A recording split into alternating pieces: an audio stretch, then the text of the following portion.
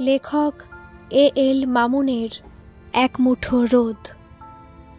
বিয়ের প্রথম রাতে সে আমার কাছে একা আসেনি, সাথে আরও একজন নিয়ে এসেছিল। প্রথমে ভেবেছিলাম বন্ধু হবে হয়তো, তাই পরিচয় করাতে নিয়ে এসেছে।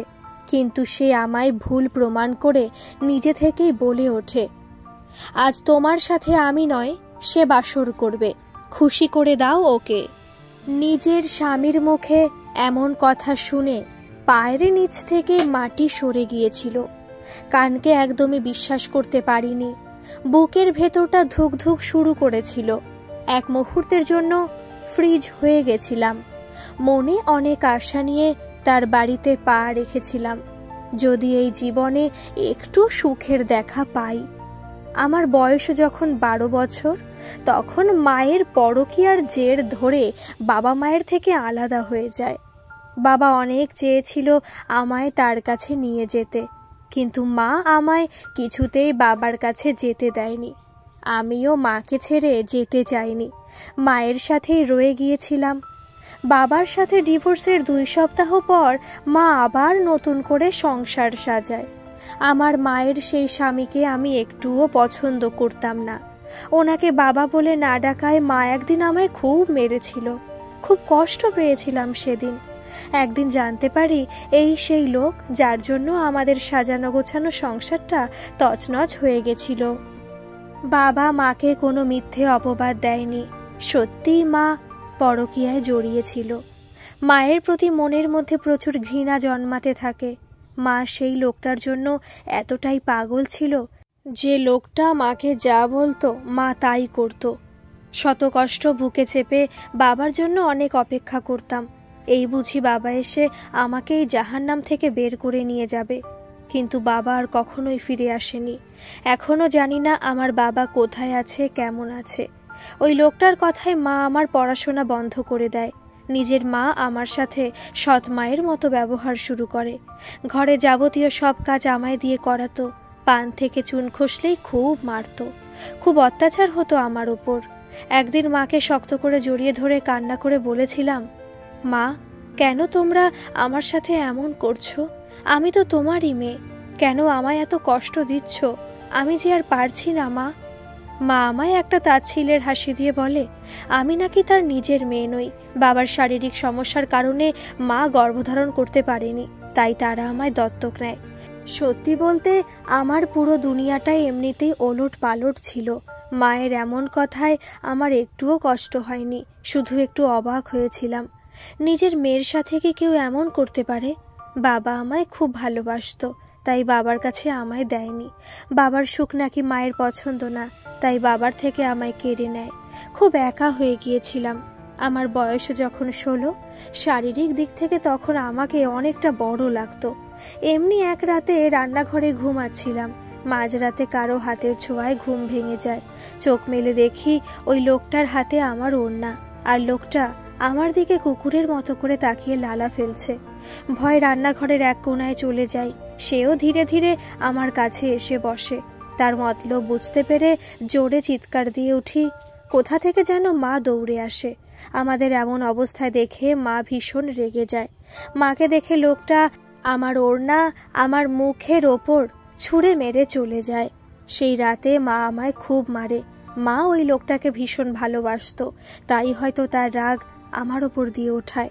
মায়ের মার খেয়ে 2 দিন ভীষণ জ্বর ছিল, হাঁটতে পারছিলাম না। তবুও ঘরে প্রতিটা কাজ আমায় করতে হয়েছে। মায়ের ওই স্বামীর ভয়ে মা আমাকে বাড়ি থেকে তাড়ানোর উপায় খুঁজতে থাকে। আমার বিয়ে ঠিক করা হয়। যার সাথে আমার বিয়ে ঠিক করা হয় তাকে আমি বিয়ের আগ পর্যন্ত দেখিনি, চিনিও না। শুনেছিলাম আমার বর মায়ের ওই স্বামীর সাথে কিসের যেন ব্যবসা করে। সেই সূত্রে মা তাকে চেনে। ওই জাহান্নাম থেকে বের হয়ে নিজের স্বামীর বাড়ি এসে একটা স্বস্তির নিঃশ্বাস ফেলি। এবার যদি জীবনে একটু সুখের দেখা পাই। স্বামীর বাড়ি এসে জানতে পারি ওনার পরিবারে কেউ নেই, উনি একাই এই বাড়িতে থাকেন। মনে মনে খুব লোভ হয়েছিল, ওনার শূন্য মনে শুধু আমারই জায়গা হবে, ওনার সব ভালোবাসা জুড়ে শুধু আমিই থাকবো। খুব আশা ভরসা নিয়ে বাসর ঘরে বউ সেজে ওনার জন্য অপেক্ষা করছিলাম। এই বুঝি উনি এসে আমার ঘোমটা তুলবেন আর আমি লজ্জায় লাল হয়ে যাব। তখন উনি আমার লজ্জা ভাঙাবেন। আমার সব স্বপ্ন মাটি করে উনি বাসর ঘরে অন্য লোক নিয়ে এসে তার সাথে আমায় রাত কাটাতে বলেন। খুবই ভয়ে পেয়ে যাই। এক জাহান্নাম থেকে বের হয়ে বুঝি আরেক জাহান্নামে প্রবেশ করলাম। উনি আমাকে কিছু কাপড় হাতে ধরিয়ে দিয়ে তৈরি হতে বলে রুমের বাহিরে চলে যান। ধরেই নিয়েছিলাম আমার জীবনটা শেষ। স্বামী হয়ে কি করে নিজের বিয়ে করা বউকে অন্যের হাতে তুলে দিতে পারে? কি করে আমার সব স্বপ্ন এভাবে চুরমার করে দিতে পারে? সেও বুঝি মায়ের সেই স্বামীর মতো? চোখ দিয়ে অঝরে পানি ঝরছিল। চিৎকার করে বাবাকে ডাকতে ইচ্ছে করছিল। বাবার সাথে থাকলে হয়তো আজ আমার এমন অবস্থা হতো না। কিছুক্ষণ আগেও যেই ঘরটাকে আমার দিন বদলে যাওয়ার কারণ হবে ভেবেছিলাম, এখন মনে হচ্ছে সত্যি সেই ঘরটা আমার দিন বদলে যাওয়ার কারণ হবে। তবে নতুন করে নয়, পুরনো কষ্টে ঘি ঢালার মতো করে। বুকটা চিরে কান্না করতে থাকি। হঠাৎই আমার স্বামীর সাথে আসা লোকটা আবার রুমে প্রবেশ করে। রুমে ঢুকে লোকটা আমায় ধমক দেয় কেন আমি এখনো বিয়ের কাপড় চেঞ্জ করিনি। ঝাঁপিয়ে পড়ে ওনার পা দুটো ধরে আমি কান্না করতে থাকি, কিন্তু লোকটা আমার চুলের মুঠি ধরে আমায় দাঁড় করায়। নিচ থেকে ওপর পর্যন্ত একবার চোখ বুলিয়ে নেয়। এত সুন্দর কেন রে তুই? শুনলাম তুই নাকি এখনো ভার্জিন, একদম কচি। আহ, কত মজা হবে আজ রাতে, তোর জীবনটা রঙিন করে দেব আমি। কাপড় খোল। মুখ দিয়ে কোনো কথা বের হচ্ছিল না আমার, শুধু ওনার দিকে হাত জোর করে কেঁদেই যাচ্ছিলাম। কিন্তু ওই লোকটার একটুও মন গলেনি। আমায় ধাক্কা দিয়ে বিছানায় ফেলে দিয়ে আঁচল টেনে কাপড় খোলার চেষ্টা করে। মনে মনে ভেবেই নিয়েছি এই জীবনটা আর রাখবো না। লোকটাকে ধাক্কা দিয়ে সরিয়ে টেবিল থেকে ফল কাটার ছুরিটা হাতে নিই। নিজের গলায় ছুরি ধরে নিজেকে শেষ করে দেওয়ার হুমকি দিতে থাকি। লোকটাও বেশ ভয় পেয়ে যায়। লোকটা নরম গলায় কথা বলতে বলতে ধীরে ধীরে আমার কাছে এসে দাঁড়ায়। তার উদ্দেশ্য ছিল এক ঝটকায় আমার হাত থেকে ছুরিটা নিয়ে নেবে। আমার কিছুটা সামনে এসে লোকটা এক লাফ দিয়ে ছুরিটা ধরার চেষ্টা করে। ছুরিটা ওনার দিকে তাক করে ধরি। লাফ দেওয়ার ফলে লোকটা এসে সোজা ছুরির ওপর পড়ে। মুখে হাত দিয়ে ফ্লোরে বসে পড়ে সে। ভালো করে খেয়াল করে দেখি ছুরিটা ওনার বাম চোখে ঢুকে গেছে। চোখ দিয়ে অঝরে রক্ত বের হতে থাকে। মুহূর্তে লোকটা জ্ঞান হারায়। ভীষণ ভয় পেয়ে যায়। দরজার বাহির থেকে আমার স্বামী নামক লোকটা জোরে জোরে বলতে থাকে, জলদি কর, এখনো আমিও ছুঁয়ে দেখিনি, তাড়াতাড়ি আয়। এই মানুষ নামক নরপশুর হাত থেকে বাঁচার জন্য জানালার থাই গ্লাস খুলে রুম থেকে বেরিয়ে পড়ি। জানালায় কোনো গ্রিল না থাকায় বের হতে আমার কোনো সমস্যা হয়নি। রুম থেকে বের হয়ে দৌড়াতে থাকি। অন্ধকারে চোখ বন্ধ করে দৌড়াতে থাকি। জানি না কতক্ষণ দৌড়াই। একটা সময় জ্ঞান হারিয়ে পড়ে যাই। যখন জ্ঞান ফেরে তখন নিজেকে বিছানায় আবিষ্কার করি। পাশেই একটা বয়স্ক মহিলা বসে আছে। কি হয়েছে মা তোমার?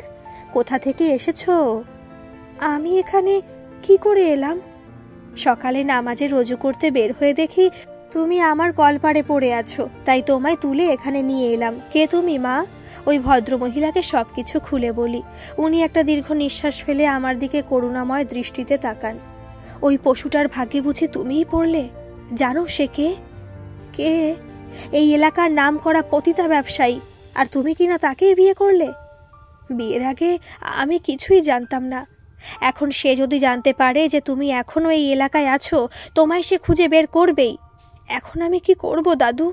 আজ সারাদিন তুমি এখানেই লুকিয়ে থাকো, রাতের আধারে এই এলাকা ছেড়ে পালিয়ে যাবে। কোথায় যাব আমি? আমার যে কোথাও যাওয়ার জায়গা নেই। বাঁচতে চাইলে তোমাকে যেতেই হবে। তুমি অন্য কোনো শহরে চলে যাও। দাদু, পৃথিবীটা বড়ই নিষ্ঠুর। তার চেয়েও নিষ্ঠুর এই পৃথিবীর মানুষগুলো। ওরা আমায় বাঁচতে দেবে না। দেখো মেয়ে, তুমি এখনো ছোট। জীবনের মানেটা তুমি এখনো জানো না। তোমাকে বাঁচতে হবে। ঠিক আছে, আজ রাতেই আমি অন্য কোথাও চলে যাব। রাতের আধারে বেরিয়ে পড়ি এক অচেনা গন্তব্যের উদ্দেশ্যে।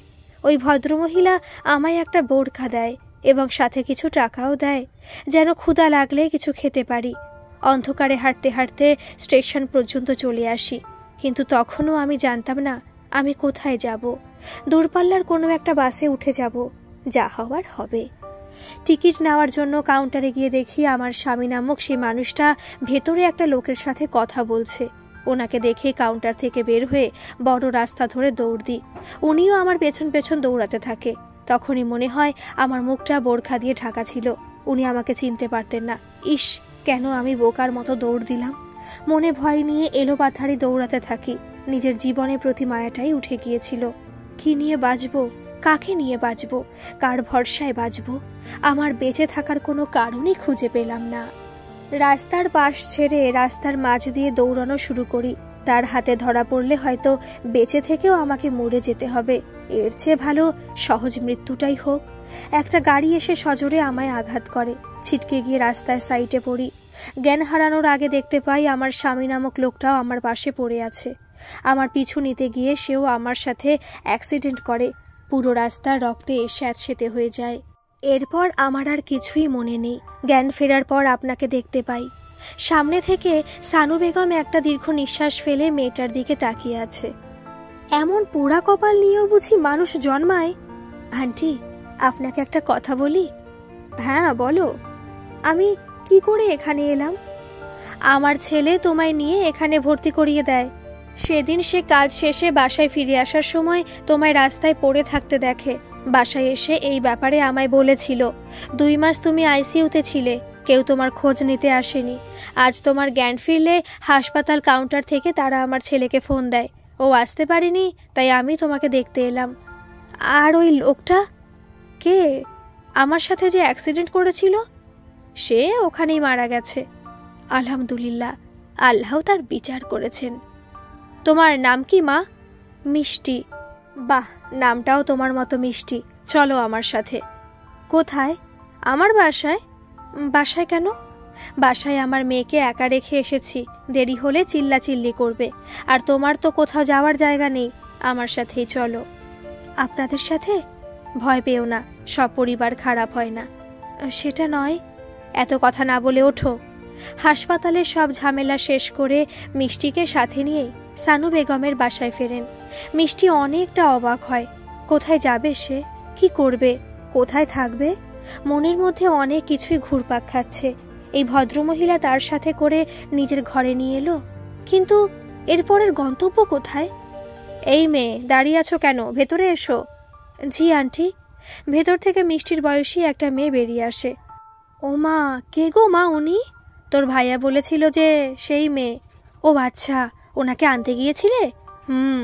হায়, এসো এসো, ভেতরে এসো। তোমায় বলেছিলাম না আমার একটা মেয়ে আছে। এই হলো আমার মেয়ে রিয়া। নতুন মানুষের সামনে পড়ে মিষ্টির কথাই বন্ধ হয়ে যায়। বেশ অবাক হয়ে মানুষগুলোকে যাচাই করছে সে। মানুষগুলো কথাবার্তা কত সুন্দর, কতটা নম্র। রিয়া মিষ্টির হাত ধরে মিষ্টিকে নিজের রুমে নিয়ে যায়। কিছুটা লজ্জা লাগলেও নিজেকে রিয়ার সাথে মানিয়ে নেওয়ার চেষ্টা করে যায় সে। তোমার নাম কি গো? মিষ্টি। কত সুন্দর নাম তোমার। আর আমার নাম হলো রিয়া। তোমার নামটাও খুব সুন্দর। তাই? এসো, ফ্রেশ হয়ে নাও। ভাইয়া খাবার আনতে গেছে, একটু পরই চলে আসবে। আমরা একসাথেই খাবো। আমার তো কাপড় নেই। ওমা, কি বলো? এই আলমারিতে যা আছে সব আমারই। তোমার যেটা পছন্দ হয় এখান থেকে নিয়ে পরে নাও। কি হলো, লজ্জা পেও না, যাও গোসল করে নাও। মিষ্টি একটা গামছা হাতে নিয়ে বাথরুমে চলে যায়। গোসল শেষে রিয়ার দেওয়া তোয়ালেটা পরে রিয়ার বিছানায় বসে আছে সে।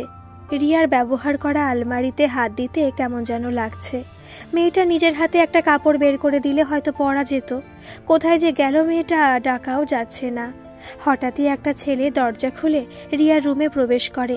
আচমকা চোখের সামনে একটা পুরুষ মানুষ দেখতে পেয়ে মিষ্টি ঘাবড়ে যায়। পরনে একটা তোয়ালে ছাড়া আর কিছুই নেই। বেসামাল হয়ে নিজেকে আড়াল করার চেষ্টা করে মিষ্টি। ছেলেটাও মিষ্টিকে এমন অবস্থায় দেখে আবার বেরিয়ে পড়ে। একটু পর রিয়া রুমে প্রবেশ করে, দেখে মিষ্টি খাটের এক কোনায় গুটি মেরে বসে আছে। কি গো, তুমি দেখি তোয়ালে পরে বসে আছো, কাপড় পরবে না? আসলে আপনার আলমারিতে হাত দিতে আমার কেমন যেন লাগছে, আপনার জন্যই বসেছিলাম। হায় খোদা, কি মেয়ে রে বাবা! বলে গেলাম যেটা মন চায় নিয়ে পড়ে নাও, অথচ এখনও সে লজ্জা পাচ্ছে। এদিকে এসো। রিয়া ডাকে মিষ্টি আলমারির সামনে যায়। নিজে পছন্দ করে একটা কাপড় নিয়ে মিষ্টি পরতে শুরু করে। উনি কে ছিল? কে? একটু আগে এসেছিল। ওহো, আমার ভাইয়া, ওর নাম মামুন। আমি ওকে পাঠিয়েছিলাম তোমাকে খাবার খেতে ডাকতে। আমি তো ভাবলাম তুমি তৈরি হয়ে বসে আছো। কে জানতো এতক্ষণ তোয়ালে পরে বসে থাকবে। বেচারা লজ্জা পেয়ে চলে গেছে। আমারই দোষ। ধুর, চলো তো, আজ আমরা কিছুই রান্না করিনি, বাহির থেকে খাবার নিয়ে আসছে ভাইয়া। এসো, খাবে। আপনারা রান্না করেন না? করি তো, শুধু শুক্রবারে করি না। শুক্রবারে ভাইয়ার ছুটি, তাই আমরা এই দিনে বাহিরে গিয়ে খেয়ে আসি। আজ তুমি তো আছো, তাই আজ সব ঘরেই নিয়ে এলাম। আমার জন্য আজ আপনারা বাহিরে যেতে পারলেন না? হে মা, এমন নয়, তুমি তো অনেক ক্লান্ত, তাই ভাইয়াই বললো আজ ঘরে খেতে। পরের সপ্তাহে তোমায় নিয়ে যাব বাহিরে। ততদিনে কি আমি থাকবো? কেন থাকবে না, মা বলল তোমাকে আমাদের সাথে রেখে দেবে। কি বলছেন? চলো তো, মা আর ভাইয়া তোমার জন্য অপেক্ষা করছে। আচ্ছা চলেন। খাবার টেবিলের সামনে গিয়ে মিষ্টি দাঁড়িয়ে আছে। আরে দাঁড়িয়ে আছেন কেন, বসুন। আমার টেবিলে খাবার অভ্যেস নেই, মাটিতে বসেই খেতাম।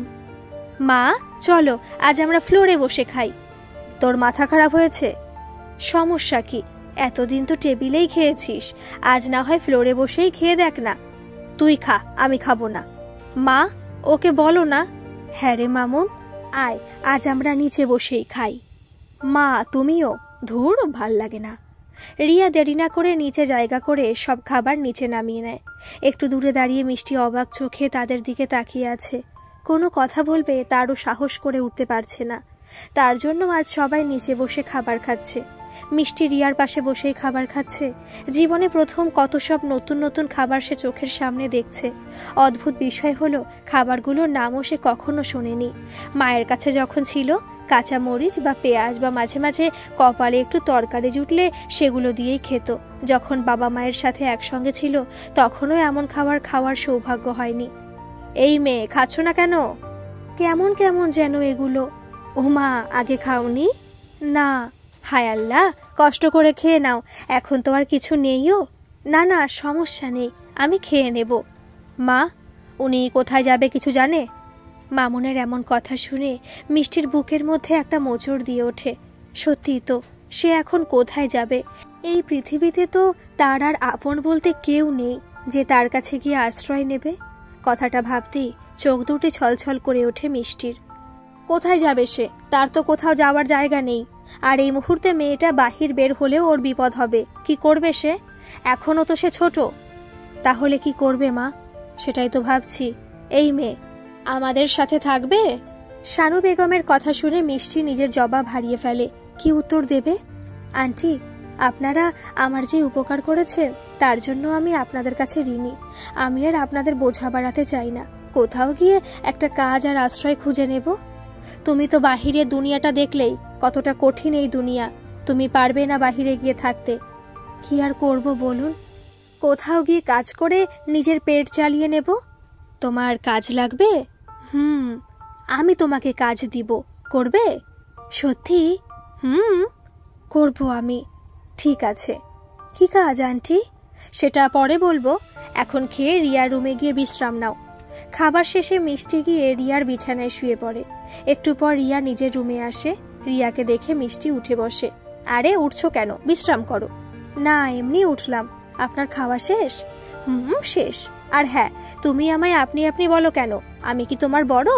আমায় রিয়া বলেই ডাকবে। আপনি মনে হয় আমার বড়। তোমার বয়স কত? 17 বছর। আমি তো 16। তুমিই আমার বড়। আমায় নাম ধরেই ডাকবে। আচ্ছা, আমার বন্ধু হবে? কি লাভ, আমি তো চলে যাব। কোথায় যাবে? আন্টি বলল না আমায় কাজ দিবে। আম্মু কোথায় কাজ পাবে? সে এমনি এমনি বলল। কি বলছো এসব? অত ভেবো না তো, আমার সাথেই থাকো। মিষ্টি নিচের দিকে মাথা নামিয়ে কি যেন ভাবতে থাকে। আচ্ছা, তুমি এত কম কথা বলো কেন? আমার লাইফে কথা বলার মতো কোনো মানুষ ছিল না, তাই কথা বলারও অভ্যেস নেই। আমি একটু বেশি কথা বলি, আমার সাথে থাকলে ঠিক হয়ে যাবা। রিয়ার কথায় মিষ্টি মুচকি মুচকি হাসতে থাকে। ও মা, তুমি হাসতেও জানো? হাসলে কত সুন্দর লাগে তোমায়। তাই? হ্যাঁ। আচ্ছা, তোমাদের পরিবারে আর কেউ নেই? তোমার বাবা কোথায়? না, আমার বাবা মা পরিবারের অমতে বিয়ে করেছিলেন, তাই পরিবারে কেউই তাদের মেনে নেয়নি। বাবা মা আলাদাই থাকতেন। এই তো 5 বছর আগেই বাবা মারা গেছেন। এরপর ভাইয়াই আমাদের সংসারের হাল ধরে। আমি, ভাইয়ার মা মিলে আমাদের সুখের সংসার। ও আচ্ছা, তোমার ভাই আমার জীবন বাঁচিয়েছে, তাকে একটা ধন্যবাদও দেওয়া হয়নি। ধন্যবাদ দিতে গেলে বকা শুনবে। কেন? তোমায় ওভাবে রাস্তায় পড়ে থাকতে দেখে সে তোমায় সাহায্য করেছে, ওটা তার দায়িত্ব ছিল। তাই?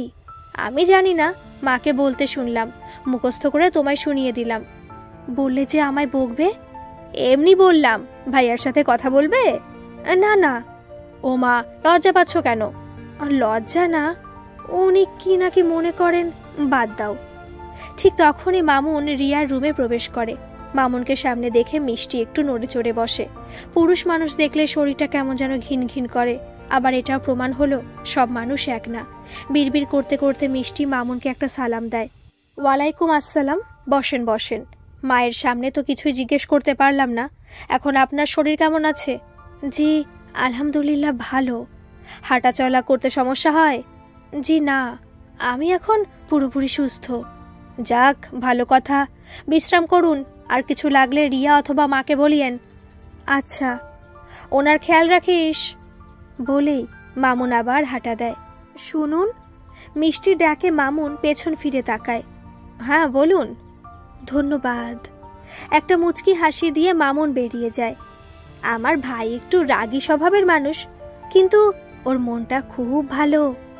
শুধু তোমার ভাই না, তোমাদের সবার মনে খুব ভালো।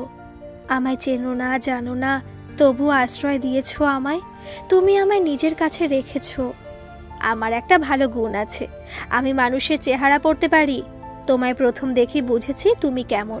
তোমায় আমার খুব ভালো লেগেছে। আমার তো ইচ্ছে করছে তোমায় এই বাড়িতেই রেখে দিই। তুমি বলেছ এটাই অনেক, তবে আমি জানি না আমার পরের গন্তব্য কোথায়। বেশি চিন্তা করলে অসুখ করবে, বিশ্রাম নাও। আর বেশি কথা না বাড়িয়ে মিষ্টি শুয়ে পড়ে। দিনটা খুব ভালোভাবেই কেটে যায় মিষ্টির।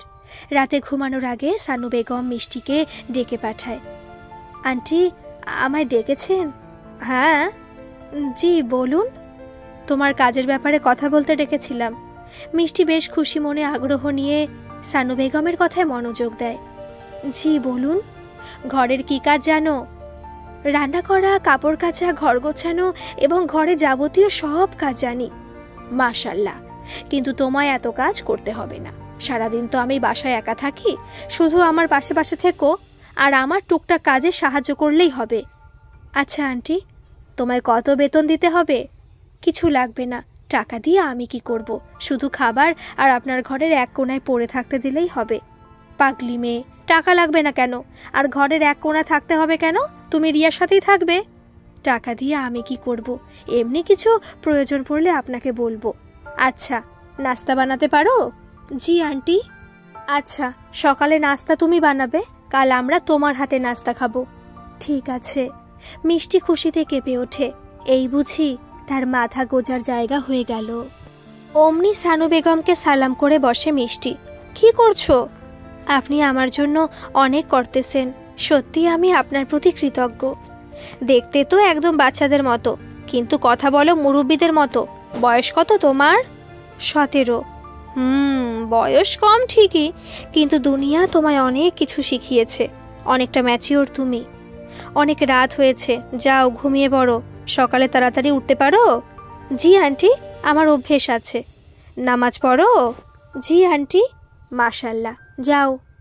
হাসি মুখে মিষ্টিকে রুমে ঢুকতে দেখে রিয়া জিজ্ঞেস করে ওঠে, কি গো, মা কেন ডাকলো তোমায়? আমায় কাজ দিল। মা কাজ কোথায় পেল? কি কাজ সেটা? ওনার পাশে পাশে থাকা। এটা কোনো কাজ হলো? বেতন কত দিবে? বেতন লাগবে না। লাগবে না? তুমি একটা বোকা মেয়ে। টাকা দিয়ে আমি কি করব? জমাবে? বলা তো যায় না কখন কি প্রয়োজন পড়ে। আন্টির কাছে না হয় জমা থাকুক, কিছু প্রয়োজন পড়লে তখন ওনাকে বলবো। আচ্ছা যাই হোক, তুমি তাহলে কোথাও যাচ্ছ না? সেটাই তো মনে হচ্ছে। সকালে সবার আগে ঘুম থেকে উঠে নামাজ শেষ করে রান্নাঘরে চলে যায় মিষ্টি। সানু বেগম তখন নিজের রুমে নামাজের পাটিতে বসে। ধীরে ধীরে সকালের আলো ফুটলে তিনি রান্নাঘরের দিকে পা বাড়ান। রান্নাঘরে প্রবেশ করে দেখেন মিষ্টি আগে থেকে রান্নাঘরে, এবং নাস্তাও ইতিমধ্যে তৈরি হয়ে গেছে। তুমি কখন এলে? নামাজ শেষেই এলাম। আমায় ডাকলে না যে? আপনি তাজবিহ পড়ছিলেন, তাই ভাবলাম বিরক্ত না করি। কি বানালে নাস্তা? রুটি, আলু ভাজি আর চা। আমরা তো এসব খাই না। সানু বেগমের কথায় মিষ্টি একটা ধাক্কা খেয়ে ওঠে। আরে ভয় পেও না, আমরা এটাই খাবো। মামুন রুটি আর আলু ভাজি বেশ পছন্দ করে। অমনি মিষ্টির মলিন মুখে আবার হাসি ফুটে ওঠে। রিয়াকে ডাকোনি? সে তো ঘুমাচ্ছে। প্রতিদিন ওকে তোমার সাথে নিয়ে উঠবে, একদম অলস্যে। আচ্ছা, ওকে উঠিয়ে নিয়ে আসো। নাস্তা বানানো শেষ করে মিষ্টি রিয়াকে ঘুম থেকে জাগিয়ে তোলে। এই রিয়া ওঠো, আন্টি ডাকে। কেন? নাস্তা করতে। আরও পরে খাবো, আন্টি বলছে ঝাড়ু নিয়ে আসতেছে। হ্যাঁ? তড়িঘড়ি করে বিছানা ছেড়ে রিয়া ফ্রেশ হতে চলে যায়। চলে এলে যে? রিয়া কোথায়? মুখ ধুয়ে আসতেছে। আচ্ছা, এই চাটা মামুনকে দিয়ে আসো।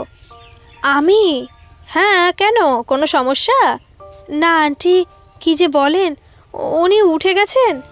একটু আগে আমি ডেকে এসেছি, উঠে গেছে হয়তো। আচ্ছা দিন, আমি দিয়ে আসি। নাও। চায়ের কাপ হাতে নিয়ে মিষ্টি মামুনের রুমের দিকে পা বাড়ায়। হাতটা কেমন যেন কাঁপছে, এই বুঝি চায়ের কাপটা পড়ে যাবে। কেন যেন মামুনের রুমের দিকে যেতেই মিষ্টি ঘামতে শুরু করে। কাঁপতে কাঁপতে মামুনের রুমে প্রবেশ করে মিষ্টি। এখনও বিছানা ছেড়ে ওঠার নাম নেই। আন্টি বলল উঠে গেছে। চাটা কি রেখে চলে আসবো, নাকি ডেকে উঠিয়ে আসবো? নয় ছয় ভাবতে ভাবতে চাটা টেবিলে রেখে মিষ্টি আবার সানু বেগমের কাছে ফিরে আসে। চা দিয়েছো? জি আন্টি। অফিসে যাওয়ার জন্য তৈরি হচ্ছে? না, ঘুমোচ্ছে দেখলাম। দেখো কাণ্ড, ডেকে তুললে না কেন? যদি বকা দেয়? বকবে না, বলবে যে আমি তোমাকে পাঠিয়েছি, জলদি যাও। আচ্ছা। এবারও মিষ্টি ধীরে ধীরে মামুনের দিকে পা বাড়ায়। ভয়ে ভয়ে মামুনের পাশে এসে মামুনকে আস্তে করে ডেকে ওঠে, কিন্তু মামুনে কোনো সাড়া শব্দ নেই। প্রায় 5 মিনিট ধরে মামুনকে ডেকে চলেছে, মামুনের ওঠার কোনো নাম নেই। পেছন থেকে রিয়া এসে মিষ্টিকে বলে ওঠে, যেভাবে ডাকতেছো নিজের আওয়াজকে নিজে শুনতে পাচ্ছ, ভাইয়া কিভাবে শুনবে? আওয়াজ বের হচ্ছে না গলা দিয়ে, দেখো কিভাবে ওকে ওঠাই। মিষ্টি এক পাশ হয়ে দাঁড়ায় আর রিয়া গিয়ে মামুনকে ধাক্কা দিয়ে ঘুম থেকে ওঠায়। ওর বলছি এক্ষুনি। কি হয়েছে? কয়টা বাজে এখন? কয়টা? 7:30। কি?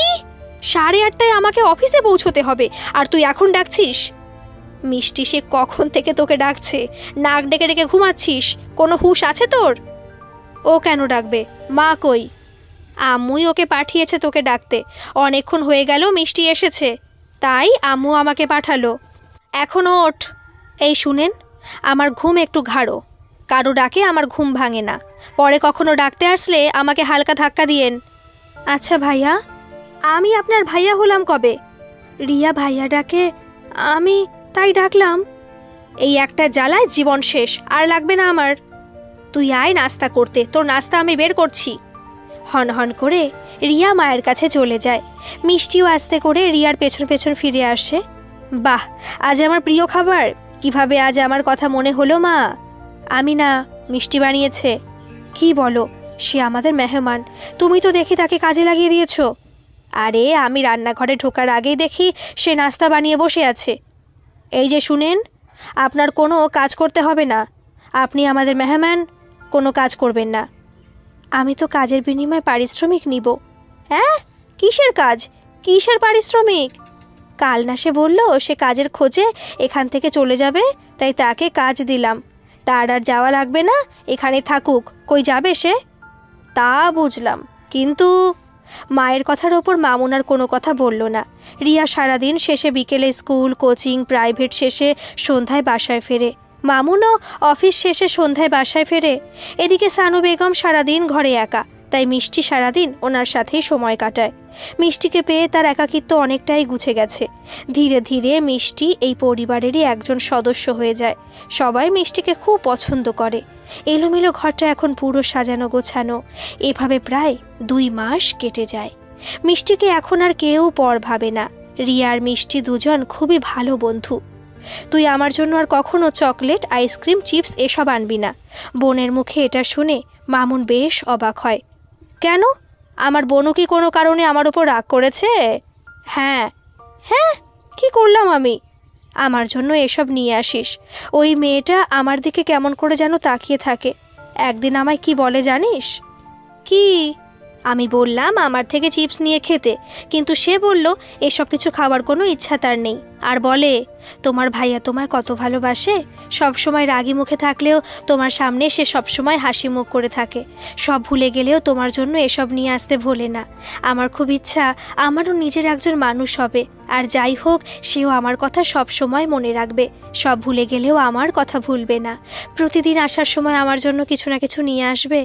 জানিস, তার জন্য আমার আফসোস হয়, মেয়েটা আসলেই খুবই একা রে।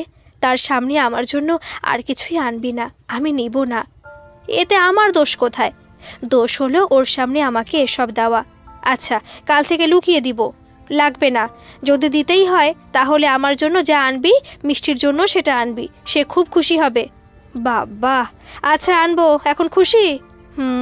কিন্তু আবার কি? আর একটা কাজ করতে পারবি? কি কাজ? পারবি কিনা বল।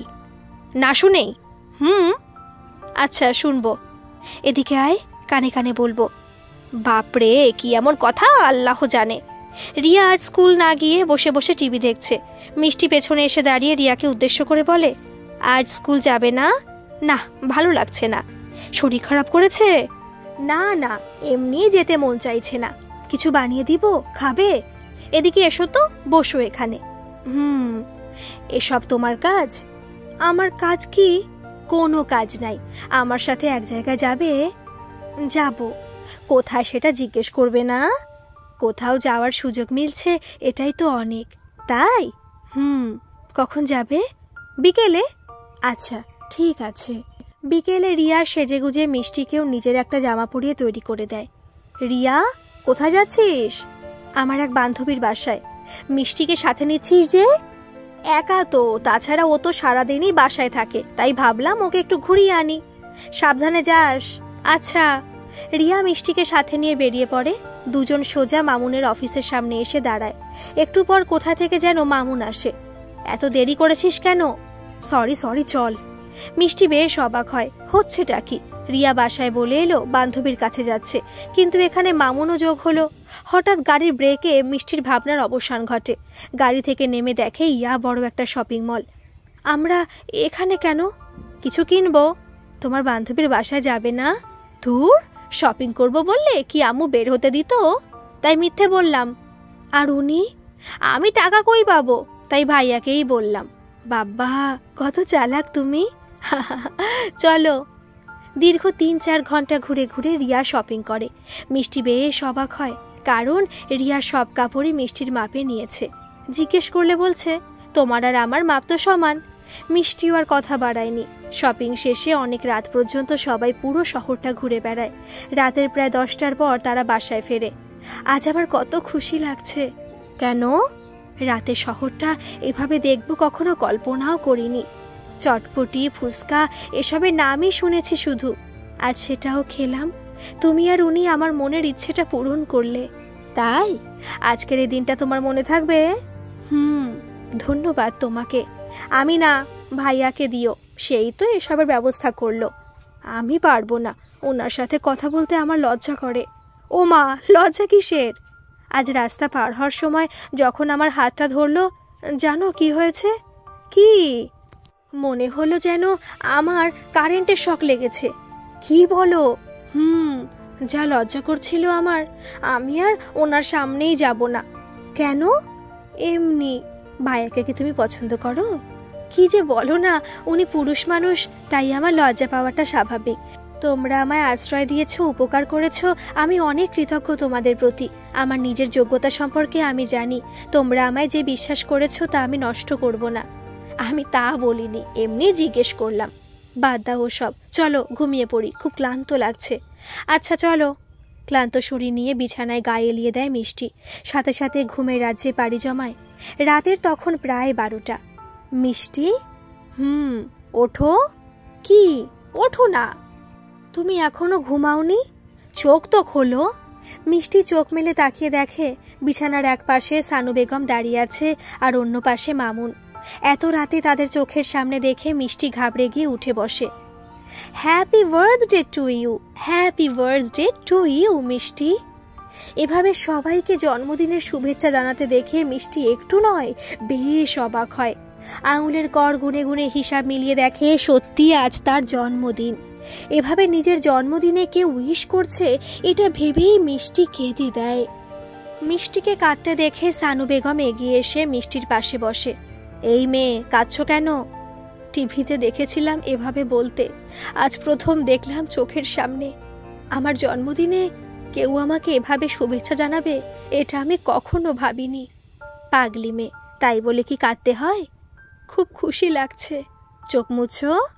কিভাবে জানেন আজ যে আমার জন্মদিন? তোমার বান্ধবী রিয়াই তো জানালো। ও কিভাবে জানলো? সেটা না হয় ওকে জিজ্ঞাসা করিও। এখন এসো, কেক কাটবে। কেক? কোথায়? আছে, ওঠো, সুন্দর করে সেজে নাও। কেন? ছবি তুলতে হবে না? ছবি কেন? কেক কাটার সময় ছবি তুলবে না? আমার জন্য কেকও এনেছেন? তোমার বান্ধবী নিয়ে এলো। তাই? কখন নিল? আমি তো ওর সাথেই ছিলাম সারাক্ষণ। রিয়া, এদিকে আয়। মায়ের ডাকে রিয়া সামনে এগিয়ে আসে। মিষ্টিকে সুন্দর করে সাজিয়ে দে। আচ্ছা আম্মু। মিষ্টি রিয়ার ব্যবহার করা ড্রেসিং টেবিলের সামনে বসে আয়নার দিকে তাকিয়ে আছে, আর রিয়া পেছন থেকে এসে শপিং করা সব কাপড় মিষ্টির সামনে এনে রাখে। নাও, পছন্দ করে নাও কোনটা পরবে। আমি? না না, এত নতুন কাপড় আমাকে ভালো লাগবে না। এর চেয়ে ভালো তোমার একটা দাও, তাতেই চলবে। গাধি, এগুলো সব তোমার। আমার? ভাইয়া তোমার জন্য কিনে দিল। কি বলছো? এত নতুন কাপড় আমার? পছন্দ করে নাও একটা। আমি তো বুঝি না এসব, তুমি পছন্দ করে নাও। রিয়া নিজের পছন্দের একটা কাপড় মিষ্টিকে পরিয়ে সুন্দর করে সাজিয়ে দেয়। এদিকে মামুন ড্রয়িং রুমটা সুন্দর করে সাজিয়ে নেয়। কেকের মাঝখানটা ছোট্ট করে লেখা আছে শুভ জন্মদিন মিষ্টি। একটু পর রিয়া মিষ্টিকে সাথে নিয়ে ড্রয়িং রুমের দিকে পা বাড়ায়। সানু বেগম আর মামুন বেশ কিছুক্ষণ ধরে মিষ্টির দিকে তাকিয়ে থাকে। এভাবে সবাইকে নিজের দিকে তাকিয়ে থাকতে দেখে মিষ্টি খুব লজ্জা পায়। সানু বেগম এগিয়ে এসে কি যেন বিড়বিড় করে পড়ে মিষ্টিকে ফু দিয়ে দেয়। কি করলে আম্মু? যেন কারো নজর না লাগে তাই দোয়া পড়ে ফু দিয়ে দিলাম। আজ মিষ্টিকে নতুন করে দেখলাম, খুব সুন্দর লাগছে। আমাকে তো কখনো দিলে না। দেওয়ার প্রয়োজন নেই, তোর উপর কেউ নজর দেবে না। মায়ের পেছন থেকে রিয়াকে উদ্দেশ্য করে মামুন এই লাইনটা বলে ওঠে। কি বললি? সত্যি কথা। আম্মু, ওকে কিছু বলবা? থামবি তোরা। মায়ের ধমকে দুজন চুপ হয়ে যায়। এই প্রথম মিষ্টি জন্মদিনের কেক কাটছে। মিষ্টি মাঝে মাঝে আর চোখে মামুনের দিকে তাকাচ্ছে, কারণ একটা জিনিস কেন যেন মিষ্টিকে বারবার তার দিকে তাকাতে বাধ্য করছে। মিষ্টি আর চোখে যতবারই তাকায় ততবারই মামুনের সাথে চোখাচোখি হয়ে পড়ে। মিষ্টি ভালো করে বুঝতে পারে মামুন এক নাগাড়ে তার দিকে তাকিয়ে আছে। খানিকটা লজ্জা পেয়ে রিয়ার আড়ালে চলে যায় সে। রিয়ারও ব্যাপারটা আন্দাজ করতে পারে। মামুনের নজর থেকে আড়াল হতে মিষ্টি রিয়ার পেছনে গিয়ে দাঁড়িয়ে আছে। রাত তো অনেক হলো, ঘুমাবে না? ঘুম তো আসছে না। কেন? চোখ বন্ধ করলেই চোখের সামনে কত কিছু ভেসে ওঠে। কি? এই যে আজ জীবনে প্রথম অনেক কিছুর অভিজ্ঞতা হলো। বুঝতে পারলাম। আর কি কি মনে পড়ে? সবই। আমি কিন্তু কিছু একটা নোটিশ করেছি। কি? তোমাদের চোখের খেলা। বুঝলাম না। থাক, বোঝা লাগবে না। তুমি ভুল ভাবছো, এমন কিছুই নয়। আমার উপর বিশ্বাস রাখতে পারো। আরে আরে, এত সিরিয়াস হয়ে গেলে কেন? আমি তো মজা করছিলাম। ও আচ্ছা, ঘুমাবে না? আচ্ছা, আজ যে আমার জন্মদিন, এটা তুমি কি করে জানলে? আমি তো কখনো তোমাকে বলিনি। তোমার ডায়েরি থেকে। আমার ডায়েরি তুমি কোথায় পেলে? আমার পড়ার টেবিলে। অন্যের ব্যক্তিগত ডায়েরি পড়া বারণ, এটা জানো না? সরি, খুব জানতে ইচ্ছে করছিল তোমার ব্যাপারে, তাই ডায়েরিটা সামনে পেয়ে আর লোভ সামলাতে পারিনি। আমার জীবনটা আমারই থাক, আমি আর কাউকে এই বিষয়ে জানাতে চাই না। বুঝেছি, কিন্তু আরো অনেক কিছুই দেখলাম তোমার ডায়েরিতে। ওইসব নিয়ে আর ভেবো না, অনেক রাত হয়েছে, এসো ঘুমাবে। তোমার হাতে লেখা কত সুন্দর। তুমি অনেক মেধাবী ছিলে, তাই না? ওরকম কিছু না। কোন ক্লাস পর্যন্ত পড়েছিলে? এসএসসি দিয়েছিলাম, তাও লুকিয়ে লুকিয়ে, মা পড়তে দেয়নি। রেজাল্ট কি ছিল তোমার? Golden A+। হ্যাঁ? অবাক হওয়ার কিছু নেই। জানো, তোমার কথাবার্তায় মনে হয় তুমি অনেক ম্যাচিওর। কত স্মার্টলি কথা বলো তুমি। তাহলে আমাদের সাথে ওরকম আঞ্চলিক ভাষায় কথা বলো কেন? এটাই আমার ভাষা, বাদ দাও তো ওসব। শুয়ে পড়ো। পরদিন সবাই যার যার কাজে চলে যায়। বাসায় শুধু সানু বেগম আর মিষ্টি। রোজকার মতো সময় কাটানোর জন্য মিষ্টি সানু বেগমের কাছে চলে যায়। মিষ্টি। জি আন্টি, তোমার সাথে কিছু কথা ছিল। জি বলুন না। আমাদের পাশের বাসার ফাতেমা চাচিকে চেনো? হ্যাঁ চিনি তো, কালও তো এসেছিল। কিছু হয়েছে? কি হয়েছে আন্টি? রাগ করিও না প্লিজ।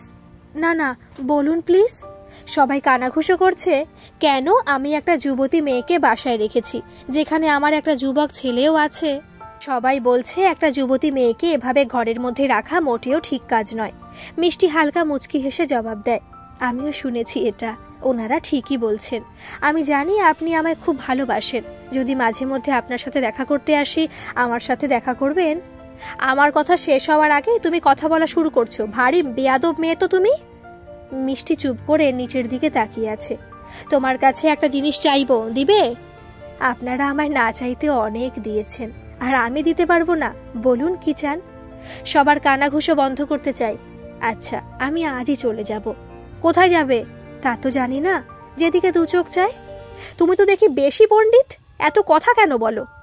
কোথায় আর যাব বলুন, আমার তো কোনো ঠিকানা নেই। কোথাও যেতে হবে না। তাহলে সারা জীবনের জন্য আমার ঘরে থাকবে? আপনি যদি রাখেন, তবে যদি আমায় কিছু টাকা দিতেন, তাহলে আমি একটা ভাড়া বাসা নিয়ে থাকতে পারতাম, আর কেউ কানাঘুষো করতো না। আমি আগের চেয়ে আরো বেশি কাজ করে দিব। এত বেশি বুঝো কেন তুমি? আমি কি জিজ্ঞেস করি শুধু তার উত্তর দিবে। আচ্ছা, আমার ঘরে সারা জীবনের জন্য থেকে যাবে? ইচ্ছে তো আছে, বাকিটা আপনার ইচ্ছা। আমার ছেলেকে বিয়ে করবে? সানু বেগমের এমন কথায় মিষ্টি কেঁপে ওঠে। তার কথায় মিষ্টি একটু নয়, বেশ অবাক হয়। আশ্চর্যবোধক ভঙ্গিতে সানু বেগমের দিকে এক দৃষ্টিতে তাকিয়ে আছে সে। কিছু বলবে না? আমি কিছু বুঝতে পারছি না। দেখো, সেই প্রথম থেকেই তুমি আমার পছন্দ। সত্যি বলতে, তুমি আমার ঘরে আসার আগে এই ঘরটা একদম ফাঁকা ফাঁকা ছিল। এই ঘরে যেন প্রাণই ছিল না। তোমার আগমনে আমার ঘরটা যেন প্রাণ ফিরে পায়। আমি চাই না আমার ঘরটা আবার আগের মতো মরা হয়ে যাক। আন্টি, আমি জানি না আমার কি জবাব দেওয়া উচিত, তবে এটা বলতে পারি যে আমার ওই যোগ্যতা নেই আপনার ঘরের বউ হওয়ার। যোগ্যতা নিয়ে আমি কোনো প্রশ্ন করিনি, তোমায় আরও আগেই বলতাম, কিন্তু বলিনি তুমি কি নাকি মনে করো। কিন্তু এখন তুমি 18 বছর বয়সী একটা মেয়ে, নিজের সিদ্ধান্ত নিজে নেওয়ার বয়স তোমার হয়েছে, তাই তোমাকে এমন একটা প্রস্তাব দিলাম। এখন এত চাপ না নিয়ে পরে ভেবেচিন্তে আমায় জানিও। আপনি তো জানেনই আমার আগেও এক বিয়ে হয়েছে, এরপরেও আপনি আমায় আপনার ঘরের বউ বানাতে চান? দেখো মিষ্টি, ওটা তোমার অতীত। এমন তো নয় যে তোমার স্বামী বেঁচে আছে, সে তো মারা গেছে। তো এখন তোমার বিয়ে করতে অসুবিধা কোথায়? যদি আমাদের অথবা আমার ছেলেকে তোমার পছন্দ না হয়, তাহলে তুমি বলতে পারো। কি যে বলেন আন্টি, আমি কি ওসব বলেছি? আপনারা আমার আশ্রয়দাতা, কত ভালো মনের মানুষ আপনারা, আর উনিও খুব ভালো মনের মানুষ। এমন একটা পরিবার আর স্বামী পাওয়া যে কারো জন্যই ভাগ্যের ব্যাপার। আমাকে একটু সময় দিন। আমি শুধু তোমায় আমার ইচ্ছেটা জানিয়েছি, বাকিটা তোমার সিদ্ধান্তের উপরে নির্ভর। মিষ্টি মাথা নিচু করে ছাদে চলে যায়। মেঘলা আকাশটায় আজ কেমন করে যেন রোদ উকি দিচ্ছে। আকাশটা কি আবার পুরোপুরি মেঘে ছেয়ে যাবে, নাকি আড়ালে থাকা রোদগুলো আলো দিতে বেরিয়ে আসবে?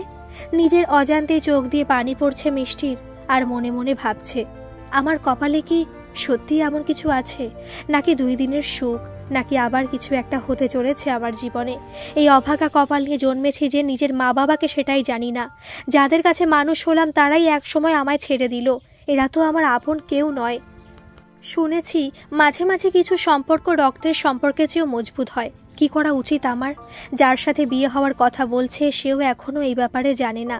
সে কি একটা কাজের মেয়েকে নিজের জীবনসঙ্গী হিসেবে মেনে নিবে, নাকি মায়ের জোড়াজুড়িতে রাজি হয়ে বিয়ে করে পরে আমায় অবহেলা করবে? বিয়ের পরের এমন অশান্তির কথা তো অনেক শুনেছি, কিন্তু তিনি মানুষটা তো এমন নয়। সে কি আমায় মেনে নিবে? মিষ্টি, বৃষ্টি হচ্ছে, ভেতরে এসো। পেছনে দুহাত দিয়ে মাটিতে ভর করে উপরের দিকে মুখ করে চোখ বন্ধ করে বসে আছে মিষ্টি। পেছন থেকে সানু বেগম জোরে জোরে ডেকেই যাচ্ছে, কিন্তু মিষ্টি কান পর্যন্ত আওয়াজ পৌঁছাচ্ছে না। একটু পর সানু বেগম মিষ্টির সামনে এসে দাঁড়ায়। মিষ্টি। আচমকা সানু বেগমকে সামনে দেখে উঠে দাঁড়ায় মিষ্টি। জি আন্টি। বৃষ্টিতে ভিজতেছো কেন? ভেতরে চলো। জি। সানু বেগমের সাথে দৌড়ে ভেতরে গিয়ে দাঁড়ায় মিষ্টি। কি হয়েছে তোমার? কিছু হয়নি তো। কি ভাবছিলে অত? অতীতগুলো মনে পড়ছিল। ভুলে যাও ওসব, তোমার সামনে পুরো ভবিষ্যৎ পড়ে আছে, এখন ওসব নিয়ে ভাবো। আমি না পারছি হ্যাঁ বলতে, না পারছি না বলতে। আমার চেয়েও ভালো কাউকে ওনার জন্য বেছে নিতে পারবেন আপনি?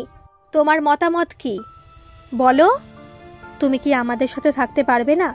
আমি খুব চাই আপনাদের সাথে থাকতে, তাহলে সমস্যাটা কোথায়? আমি রাজি। আলহামদুলিল্লাহ। এতক্ষণ এমন বললে কেন? বুঝতে পারছিলাম না কি বলবো। আমি আমার ছেলের জন্য যাকে তাকে তো আর বউ করে আনতে পারি না। এই 3 মাসে সারাক্ষণ আমাদের সাথেই ছিলে, এমন মেয়েকে তো আমি হাতছাড়া করতে পারি না। তুমি আমার ছেলের জন্য পারফেক্ট। উনি কি রাজি হবেন? ওটা তুমি আমার ওপর ছেড়ে দাও। আমার খুব ভয় করছে, জানি না আমার সাথে কি হতে চলেছে। পাগলি মেয়ে, এত ভেবো না তো। রাতে মামুন বাসায় আসুক, তার সাথে আমি কথা বলবো। আচ্ছা। মিষ্টি আজ মামুনের আসার অপেক্ষায় আছে। সময় যেন কোথাও থমকে আছে, এক চুলও নড়তে চাইছে না।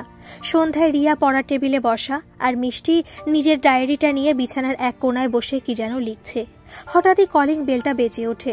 ঘন্টা যেন দরজায় নয়, মিষ্টির বুকের ভেতর বেজে ওঠে। এক দৌড়ে গিয়ে দরজার সামনে দাঁড়ায়, ওড়নাটা মাথায় দিয়ে আস্তে করে দরজা খুলে দেয়। দরজা খুলে মিষ্টি মামুনের দিকে এক নজরে তাকিয়ে আছে। কি হলো, ভেতরে আসবো না? তো সরো না, হাঁ করে দাঁড়িয়েছো কেন? ও সরি, আসুন। মামুনের হাত থেকে তার ব্যাগটা নিয়ে মিষ্টি রুমে ফিরে আসে। কে এলো ভাইয়া? কি আনলো কি জানি, দেখো ব্যাগে আছে। ওমা, ফুসকা? তাই? নাও। আমি খাবো না, তুমি খাও। কেন? ভালো লাগছে না। কি হয়েছে? কিছু হয়নি, এমনি খেতে ইচ্ছে করছে না। তাহলে আমিই খাই। বলেই রিয়া গপ গপ করে খাওয়া শুরু করে দেয়। মিষ্টি ধীরে ধীরে মামুনের রুমের কাছে এসে দাঁড়ায়। আজ কেমন যেন লাগছে মিষ্টির। দরজা দিয়ে উকি দিতেই মামুন মিষ্টিকে দেখে ফেলে। কে ওখানে? মিষ্টি মুখে হাত দিয়ে চুপ করে দরজার পাশে দাঁড়িয়ে আছে। এই মেয়ে, এদিকে এসো। মিষ্টির বুকটা কেঁপে ওঠে, এক্ষুনি হয়তো কাছে ডেকে ঝাড়ি দিবে। ধীরে ধীরে সে মামুনের সামনে এসে দাঁড়ায়। দরজায় উকি দিচ্ছিলে কেন? সরি। কিছু বলবে? না। কোনো কারণ ছাড়াই এসেছো? কি হলো, চুপ করে আছো যে? আজ তোমাকে এরকম লাগছে কেন? আসার পর থেকে দেখছি কেমন করে আছো। মা বকেছে? না। তাহলে? আমি এই বাড়ি ছেড়ে চলে যাব। কি? কেন? আন্টি আমার বিয়ে ঠিক করেছে। কোথায়? জানি না। না জেনেই রাজি হয়ে গেছো? জি। কেন? আর কয়দিন থাকবো এই বাড়িতে? একদিন না একদিন তো চলেই যাব, তাই এখনই চলে যাই। মায়া বাড়িয়ে তো লাভ নেই। তোমার অসুবিধে হচ্ছে এখানে? না। তাহলে কেন? আন্টি বলল কি করে মানা করি। মা বলল আর অমনি বিয়েতে রাজি হয়ে গেলে। দাঁড়াও। মা, ও মা, কই তুমি? আজকের গল্প এই পর্যন্তই থাক। গল্পটি বেশি বড় করব না, 3টে পর্বে শেষ করে দেব। কাল দেব 2য় পর্ব। যদি আপনাদের গল্পটি ভালো লাগে তাহলে একটা সাবস্ক্রাইব করে কিন্তু আমার পাশে থাকবেন। আর আপনাদের কেমন লাগছে অবশ্যই কিন্তু কমেন্ট করে জানাবেন। ভালো থাকবেন, সুস্থ থাকবেন। ধন্যবাদ।